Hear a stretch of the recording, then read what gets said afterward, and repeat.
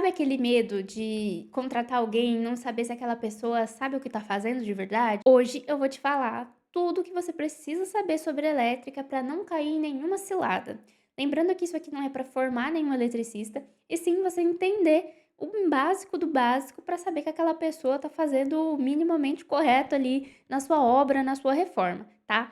Eu tenho embasamento para dizer, porque eu sou técnica em edificações, então eu estudei sobre isso e meu marido é eletricista. Então, eu tenho um aval aqui para estar falando sobre esse assunto. Você já me conhece, eu sou a Amanda, sou proprietária do estúdio Porta Amarelas. Se você não me conhece, seja bem-vindo, já se inscreve no canal porque tem muito conteúdo bom por aqui, tá? Vamos começar então com alguns conceitos básicos, começando com o quadro de disjuntores. Quadro de disjuntor pode ser chamado de quadro geral, quadro de luz, como você preferir.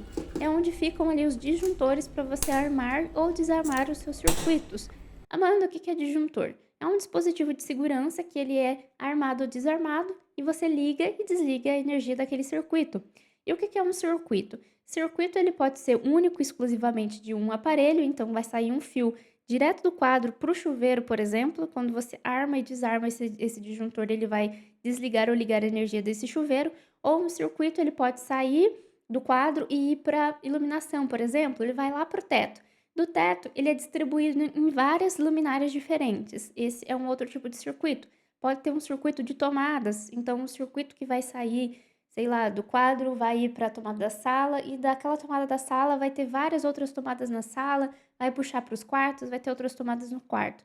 Isso é um circuito, circuito de tomadas. Então, é a distribuição ali dos cabos elétricos para um disjuntor. Então, um disjuntor ele pode ter um circuito exclusivo para um aparelho ou então para várias tomadas. Ah, por que que é importante separar os circuitos? Porque cada disjuntor ele tem a sua capacidade, certo? Quanto ele vai aguentar ali de potência ligada ao mesmo tempo. Se ele ultrapassar essa potência, ele vai desarmar sozinho. Por isso que ele é um dispositivo de segurança, para você não sobrecarregar aquele circuito e acabar pegando fogo ou algo do tipo. Então a gente tem circuitos separados. Iluminação, idealmente a gente tem que ter um. Não é que é obrigatório, mas é o comum e é o que a gente faz, ter um circuito separado. Elétrons muito grandes, muito potentes, que puxam muita energia, como lava-louças, lava e seca, chuveiro, aquecedor de torneira, dependendo do modelo do forno, um cooktop de indução precisa ter o coisa separado, né, o disjuntor separado, ar-condicionado. Todos esses aí você pode desligar exclusivamente aquele aparelho e eles precisam de um disjuntor separado porque a amperagem deles, a potência deles são muito fortes, muito potentes. Então precisa ter um dispositivo de segurança próprio. Fora que, se esse aparelho apresentar algum problema, como uma fuga de carga ou algo do tipo, ele vai desarmar aquele aparelho. Imagina se você tem toda a sua cozinha inteira no mesmo disjuntor. Não faça isso, mas vamos supor. Se tiver um probleminha, um cabo desencapado, alguma coisa ali naquela máquina, na sua máquina de lavar, e essa máquina estiver causando esse problema de desarmar o disjuntor, você vai ficar com a sua cozinha inteira sem poder ser utilizada, que não vai ligar. Então vai adeus sua geladeira, não vai funcionar fogão, não vai funcionar forno, micro-ondas, não vai dar para você usar nada. Então, por isso que a gente faz os circuitos separadinhos, bonitinhos, a mesma coisa o chuveiro e assim por diante. Assim como os disjuntores e os circuitos são exclusivos, devem ser calculados de acordo com o que vai ser utilizado, né, os aparelhos, conforme a potência dos aparelhos, os cabos elétricos, eles também têm bitolas, ou seja, espessuras diferentes. Então, eu tenho aqui 2 cabos da mesma espessura, são bem fininhos, tá vendo?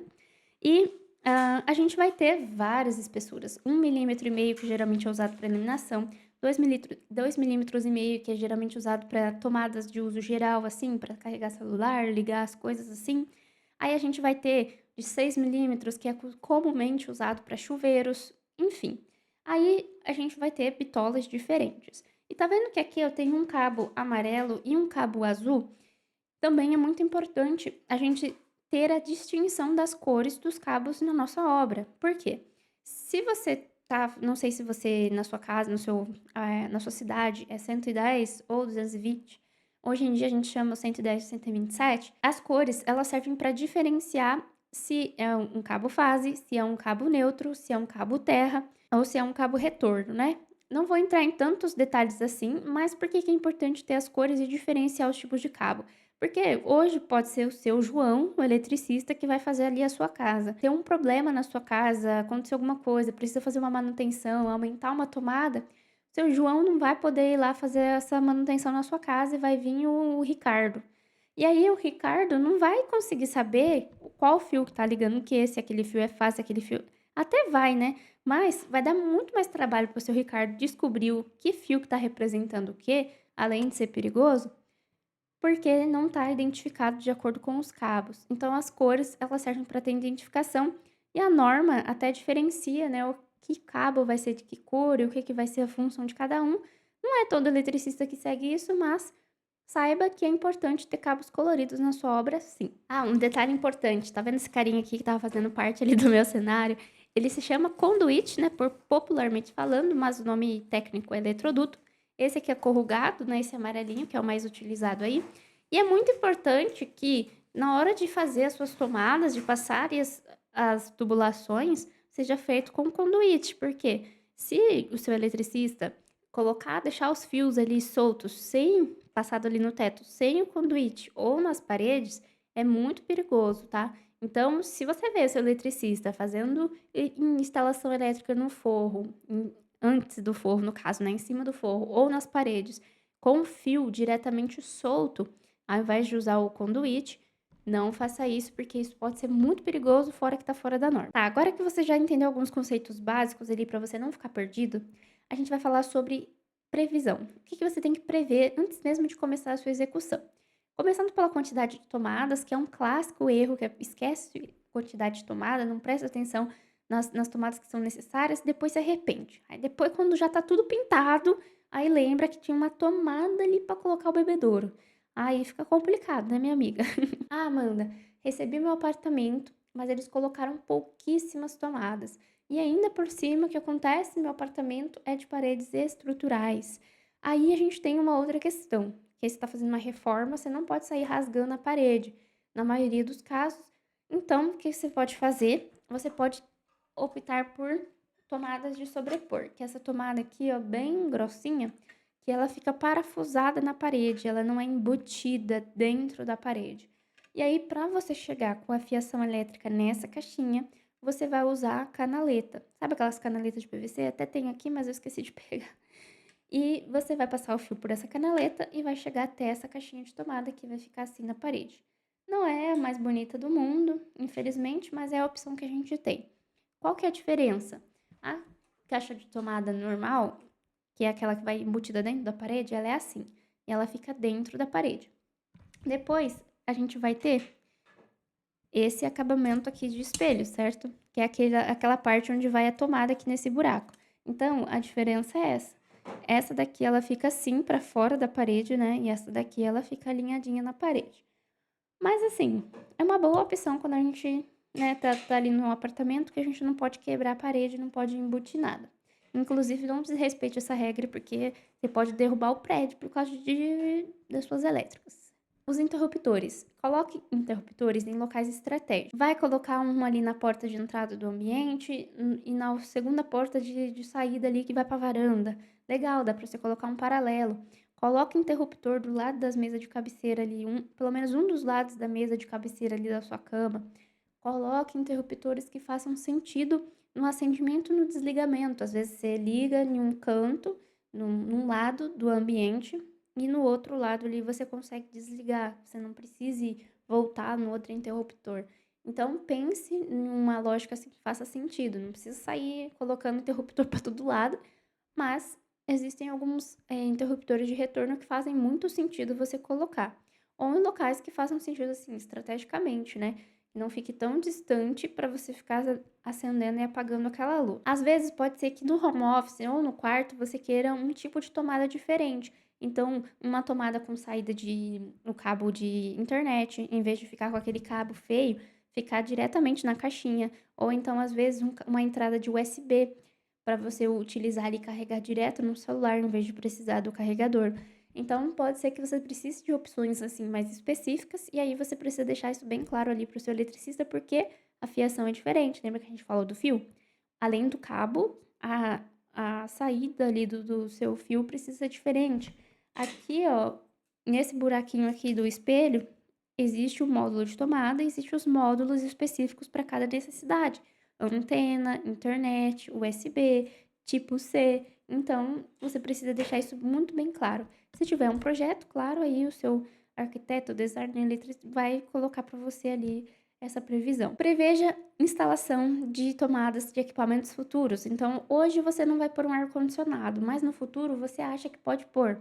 Já prevê a bendita da tomada. Se você no caso do ar-condicionado, prevê tudo logo, a infraestrutura também. Mas, se você não tem certeza se você vai pôr ou não, somente a tomada, que é barato, aumentar uma tomada ali para o ar-condicionado mais de um disjuntor, vai facilitar 1000 vezes a vida do seu eletricista, a sua vida e o seu bolso. Então já deixa previsto já isso quando você está subindo a sua casa, é muito mais fácil do que depois que está tudo prontinho. Falamos então conceitos básicos e o que você precisa prever. Agora a gente vai falar sobre os erros mais comuns, tá? Primeiro deles, voltando àquela questão da quantidade de tomadas, economizar na quantidade de tomadas e ficar usando T. Sabe aqueles Benjamin? Não sei por que se chama assim, né? Mas é aquele T que você usa que uma tomada vira 3, 4 opções ali para você plugar o aparelho. Isso daí não é recomendado nem pelos fabricantes ali dos eletros, inclusive você perde a garantia se queimar um aparelho pelo uso indevido. Aquilo ali é perigoso, pode pegar fogo, pode estragar o seu aparelho, principalmente dependendo do aparelho, né? Você vai me pegar um forno elétrico e colocar num T? É loucura. Se for um celular e um negocinho assim fraquinho, até tudo bem, mas aparelhos grandes, principalmente, precisam ter tomadas exclusivas para eles. Não precisa ser tomada assim, ó, de um único módulo. Pode ser uma tomada assim, que tem duas modos de tomada, mas tá vendo que aqui vai um aparelho em cada tomada? Isso é uma tomada exclusiva. Então é importante você prever a quantidade certa de tomadas para evitar usar T, extensão e essas coisas. Um outro erro que eu acabei citando também para você prever, esquecer de colocar interruptor ou tomada do lado ali da mesa de cabeceira. Não tem coisa mais chata quando você deita na cama e aí esqueceu de apagar a luz, já tá debaixo da coberta quentinho, esqueceu de apagar a luz. Ou então precisa pôr o celular para carregar e não tem tomada ali perto. A tomada que tinha fechou com guarda-roupa, cobriu a tomada, e você precisa ir lá para outro cômodo. Ou você quer, às vezes, né, ficar mexendo no celular, com o celular na tomada e na cama.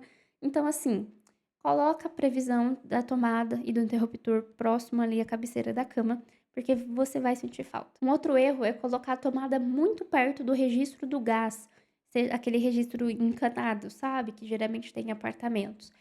É proibido, inclusive, você colocar a tomada encostada no registro do gás. O ideal, que inclusive os fabricantes ali dos fornos e cooktops recomendam, é que tenha pelo menos 30 centímetros de distância entre o registro do gás e a sua tomada, para evitar que tenha acidentes, tá bom? E aí, puxando um gancho em relação ao forno, essas coisas assim, e a tomada, né? Não pode, não é recomendado, não é permitido, embora muita gente faça, você colocar a tomada do seu forno atrás do forno, no mesmo nicho. Então você vai embutir ali o seu forno, certo? E colocar a tomada atrás dele. Não é recomendado. Então você tem que colocar do lado ou para cima. Então lá no manual você vai ver que vai ter as indicações, pode ser para cima, para direita ou para esquerda, mas não pode ficar exatamente atrás. Fora que num caso de uma emergência, você precisa tirar da tomada o mais rápido possível, você não vai conseguir porque tá atrás do forno, né? Então fica difícil de você ter esse acesso. E para finalizar, vou te falar algumas informações importantes também. Quando você for fazer alterações elétricas, se estiver construindo, reformando, de preferência, se você conseguir fazer um projeto com um engenheiro elétrico que te entregue uma RT, que é um documento técnico que vai estar atestando que as fiações vão suportar o que você vai usar, que não vai pegar fogo ali no fio do seu chuveiro quando estiver no inverno, que, enfim, que você não vai ter nenhum problema, nenhuma dor de cabeça, é muito importante. Se você estiver morando em um condomínio, apartamento novo, recém-entregue, eles já vão exigir de você se você for mexer na elétrica. Mas se você está construindo algo assim, aí não tem muita fiscalização para isso. Mas eu te recomendo, porque é algo que é uma segurança para você e para sua família mesmo. Ou se você vai alugar, vender esse imóvel para a pessoa que você está vendendo também, né? Aí uma outra dica que eu tenho importante, se você fizer o projeto, inclusive, né, guarde o diagrama do projeto, na posição, tudo que você tiver, guarde para uma futura, para ter uma futura visualização, para quem for fazer uma manutenção tiver acesso a esse documento, porque é importante também. Não economize na qualidade dos materiais e acabamentos que você comprar. Principalmente dos cabos elétricos, né, que eu te mostrei. A gente tem as espessuras dos cabos, mas a qualidade do cabo é muito importante. Você sabe que os fios elétricos, né, os cabos são feitos de cobre, os mais comuns pelo menos.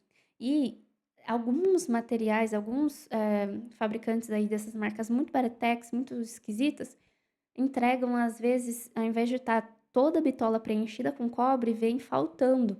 Então, você está comprando 1,5 milímetros ali da espessura da bitola, mas tá faltando um punhadinho ali, então ele já vem mais fraco do que deveria. Não economiza em algo que é tão importante, que você usa tanto, que você vai ficar ali, que vai ser tão útil para você e que ainda pode causar algum acidente, algum perigo para sua família. Então não economiza nisso. Outra coisa que não seria bom você economizar tanto é nos acabamentos elétricos e nas, tipo, caixinhas, essas coisas. Caixinhas até que nem tanto, né? Mas tendo uma qualidade razoável já ok. Mas, principalmente nos acabamentos elétricos, para você conseguir encaixar isso aqui, ele tem uma outra pecinha que é parafusada aqui, certo? E aí essa parte é encaixada. Quando é muito vagabundo isso aqui, dá muito trabalho para o eletricista alinhar e chumbar essa caixinha aqui na parede. E quando você vai colocar esse espelho aqui também, dá muito trabalho para encaixar ou para deixar retinho, bonitinho. Então, se você quiser uma boa qualidade, que fique bonito, que não estrague ali a sua decoração, não tenha problemas. Aqui no meu apartamento foi entregue aí uma qualidade horrível. Quando você coloca a tomada na hora de puxar, dependendo, ele puxa e vem um módulo da tomada junto, de tão vagabundo que é. Então, assim, não economize nessa parte, porque vai te fazer raiva, pode ser perigoso. Então, assim, cuide de você, da integridade da sua casa e da sua família. Fora que o eletricista, ó, vai ficar te odiando pro resto da vida. Vai te xingar de todo quanto é nome quando você vier com um negócio de muito má qualidade para ele instalar, ó, vai gastar muito mais tempo, vai ficar com muito mais raiva, vai dar muito mais trabalho, vai ser ruim para todo mundo. Bom, agora que você entendeu o que é essencial, agora que você sabe o básico, sabe os principais erros, agora você pode ter mais firmeza, mais clareza na hora de conversar com o seu eletricista. Não estou dizendo para você sair por aí fazendo obra doidado, sem ter projeto, sem ter profissional. Mas você já vai conseguir conversar com alguém, entender minimamente o que ele está te falando e entender que, opa, isso aqui eu acho que tá estranho. Isso aqui tá certo mesmo? E você de repente pedir uma segunda opinião. Então é importante, né, a gente saber o que a gente está pagando, o que a gente está contratando, o que está acontecendo ali na nossa obra, na nossa reforma, né? Agora, se você quiser um vídeo também específico sobre outras áreas, como a iluminação, ar-condicionado ou de repente hidráulica, deixa aqui embaixo nos comentários que eu posso trazer também. Um beijo, até o próximo vídeo.